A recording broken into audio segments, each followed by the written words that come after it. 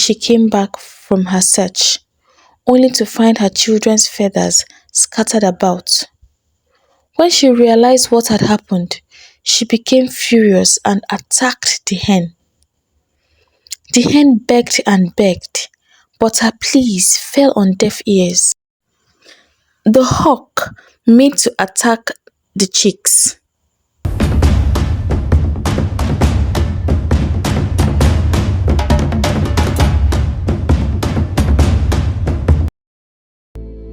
It was a cool night. The gentle breeze was gently sweeping through the village, and the full moon casting its glorious light upon it. Nne had just finished eating her dinner and was sitting outside so that she could enjoy the fresh evening breeze. Deep down, she knew her grandchildren would be there in no time to request their nightly stories. She had promised to tell them one story every night, and they never missed an appointment. Just as Nne predicted, she soon heard their footsteps as they ran to the front of her hut where she sat. She braced herself for what would follow their entrance. "Nne, Nne, we are here," the children ran in with excitement, evident in their voices. They danced around her with pure joy. Nne looked at them, her heart filled with joy. This was indeed the best part of her day. She laughed heartily as she tried to calm the children down. All right, sit down all of you. I know what you want." The children quickly sat down on their mat, ready to listen and to enjoy Nne's story. "Do you know why chickens don't fly high into the sky?" Nne asked. "No, Nne," the children replied gingerly. Now, Nne began. "This story is not just about chickens and hawks. It is about patience, self-control, perseverance, and of course, why the chickens do not fly. Once upon a time, in the land of the animals, across the 7 mountains and 7 seas, there was famine and drought. There was no food, and water was very hard to come by. At that time, the hen and the hawk lived together happily, and so did every animal in the animal kingdom. At that time, the hen and the hawk lived together happily. They did everything together and shared their food like one big happy family. Then the famine came, and the rain ceased, and the other animals migrated to different parts in search of greener pastures. The birds still hunted together and shared whatever little food they were able to find among themselves, hoping the rain would soon come back. They waited and waited, but the famine and drought became unbearable.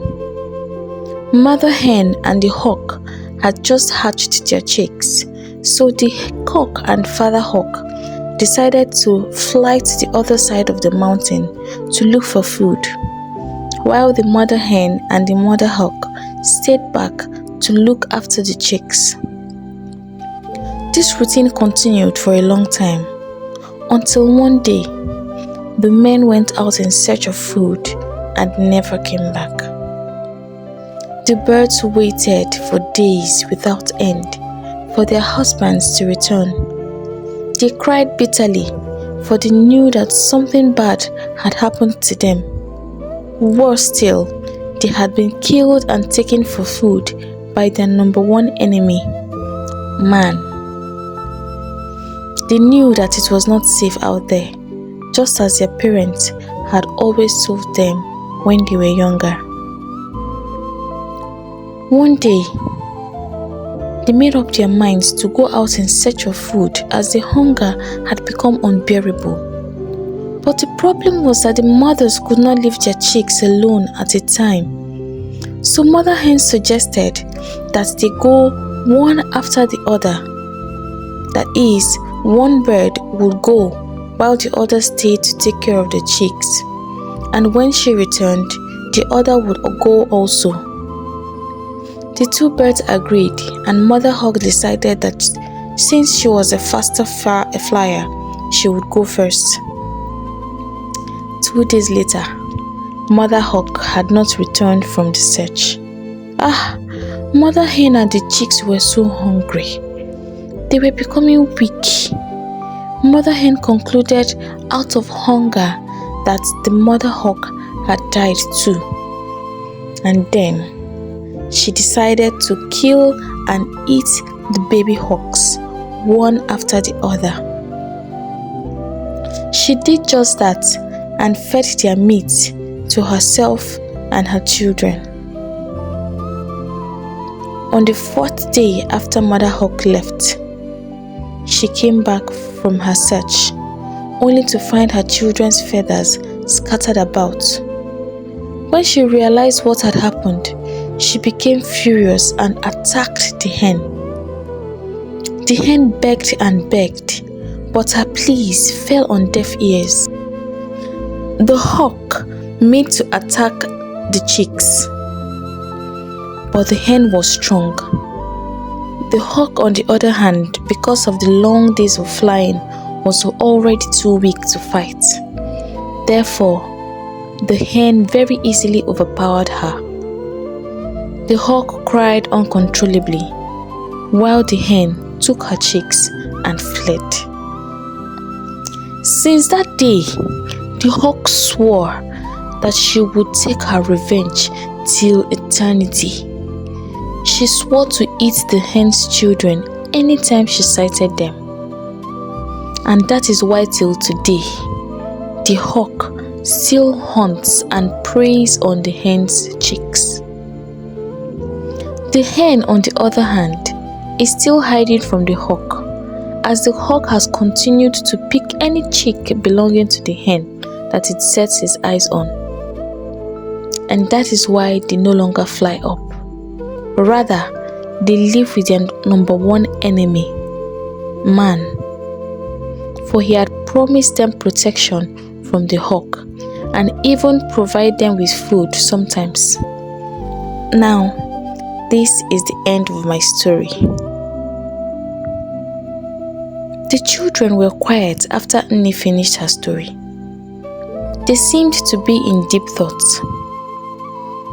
And then Nnanna, her grandson, asked, "But Nne, if man is supposed to protect the hen, why then do we eat the hen?" Nne replied, "My children, you must understand that in life, nothing is free, and man has the natural tendency to dominate. As time progressed, man took total control of the chickens and started feeding on them. By this time, the hen had grown in number and could not leave because they got free food and shelter. If they left, they would be forced to fend for themselves and build their own shelter. Plus, remember, the hawk was still out there, searching for them." The children said in unison as they nodded their heads in understanding. "Nne, but the hen did a very terrible thing, oh," Ego said. "Yes, I agree," Nne replied.